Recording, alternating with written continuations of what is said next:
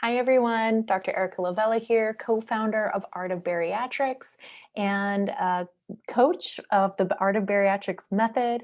Again, what I want to do is take some time and explain how the gastric bypass can affect digestion and the chronic gastrointestinal issues that so many patients develop long-term after gastric bypass.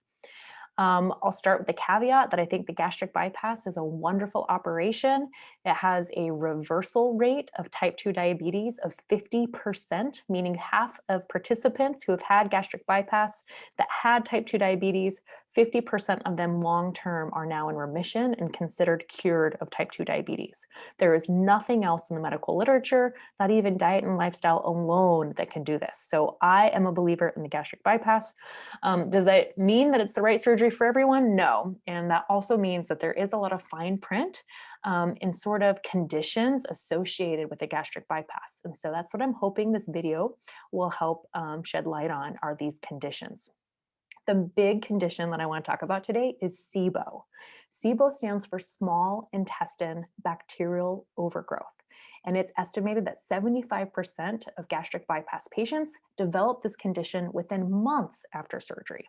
So after many, many more months, that number goes up to nearly 100%. So what is SIBO? SIBO is when the bacteria that normally grow near the colon or in the colon, the ones that help make stool, the ones that help ferment fiber. In fact, in obesity, it's believed that the bacteria themselves aren't the healthiest of species, and that's how we can get diabetes and liver disease and high cholesterol and heart disease. But once we've had weight loss surgery, that is definitely an opportunity to make this bacterial imbalance renewed and much, much, much better and healthier. So when these bacteria that normally grow near the colon start growing up in the upper part of the GI tract, you can get a lot of side effects: bloating, nausea, indigestion. Gastric bypass patients will even feel like they have reflux. And what's happening is that the bacteria that are normally forming poop in the colon, they start growing further and further up the small intestine where they don't really belong. Now, why does a gastric bypass cause this? It's largely related to the change in pH, the acid in the upper part of the GI tract. So on the picture on the left, that's normal stomach, normal intestinal anatomy. And the red dotted lines show where the intestine is cut relatively. It's a picture. So it's not the most correct, but you kind of get the gist. So the jejunum is cut in two. The stomach is create a small gastric pouch. This pouch is 2.5 inches long, 2.5 inches wide in my hands. And then the jejunum is actually cut a little further down. The picture on the right shows how everything is then rerouted and reconnected. So what happens is that the gastric pouch, this part that you eat and drink to after a gastric bypass, actually doesn't have very many acid secreting cells. Where most of the acid secreting cells are is down here in the bypass portion of the stomach. So what happens is when a person eats and drinks after a gastric bypass, normally we have acid mixing and digesting and regulating the pH of the upper GI tract, but now you don't. So bacteria that, again, normally live in more neutral uh, conditions start growing up in this part of the bowel. And so when somebody eats something like a piece of bread, maybe a tortilla chip, a cracker, again, we can think about processed foods or not processed foods, healthy foods or unhealthy foods. In a nutshell, the more simple the carbohydrate is, maybe even like sugar, what can happen is the bacteria in there start to over ferment them. And fermentation in bacterial world means it releases gases. And in the SIBO language, the small intestinal bacterial overgrowth, it can release methane, which is like farts. So basically, a gastric bypass person can eat a meal and then get so bloated and so gassy that when they're burping or when they breathe, people around them are actually smelling methane. They're smelling farty or poopy breath. Another type of species of bacteria releases a lot of hydrogen. And so you can get this kind of almost like sweet and like kind of acidic smelling breath as well. So I don't want to paint a picture of doom and gloom here, but I do want to set all of you gastric bypass people up for success long term. And in my experience, you can be really healthy after gastric bypass. But again, there's fine print, little asterisks everywhere. Number one, your food really needs to be natural.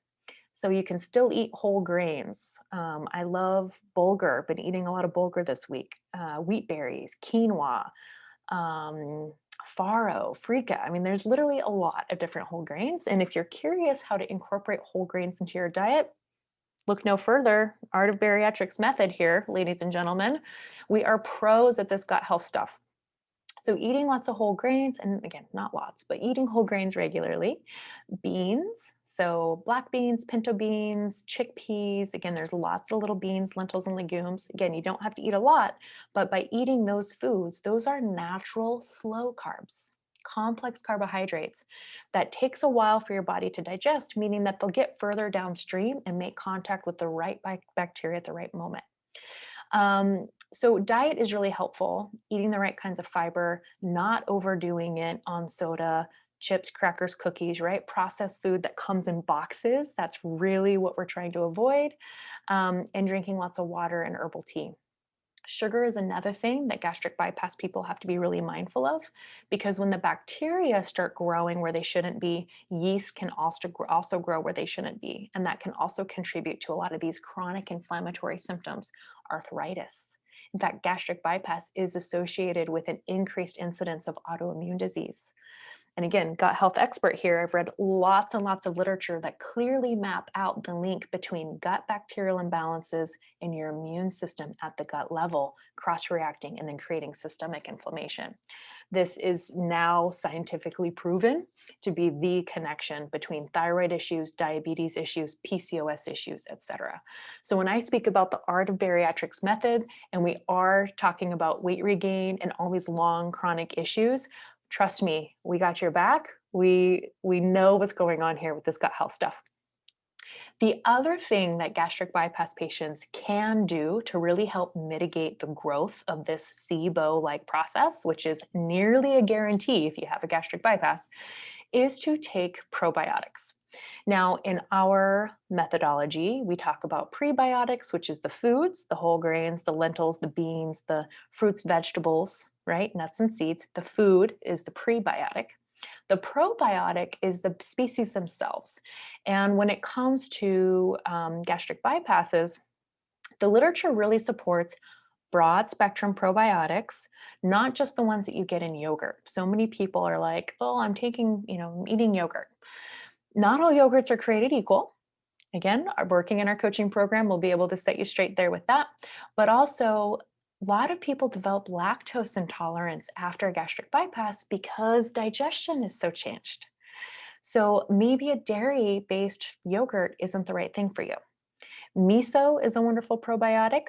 Sauerkraut, kimchi, wonderful probiotics. There are many cultures and traditions around the world that have fermented food practices. I'm a big fan of sourdough. I do love bread.